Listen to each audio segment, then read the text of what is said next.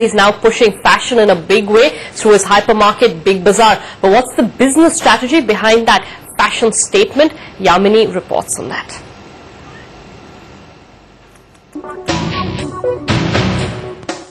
Desh Badla, and so change your style quotient.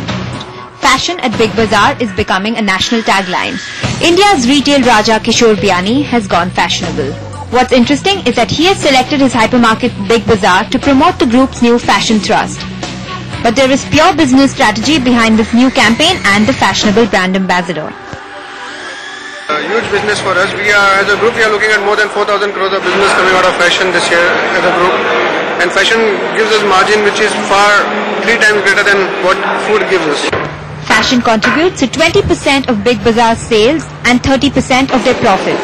They expect it to increase to 35%. And by pitching the hypermarket Big Bazaar as a fashion destination, they draw in customers for their other products as well.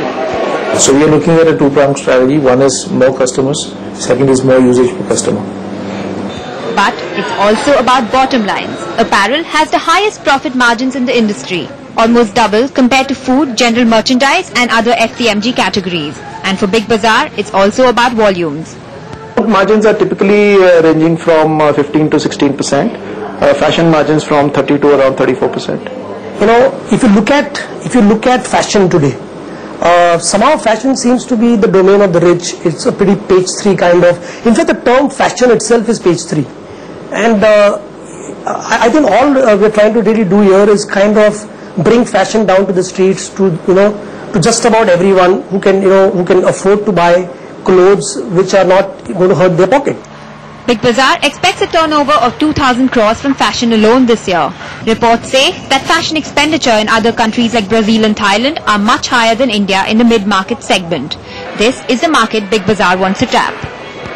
25% of Big Bazaar's ad spend is on the Fashion at Big Bazaar campaign.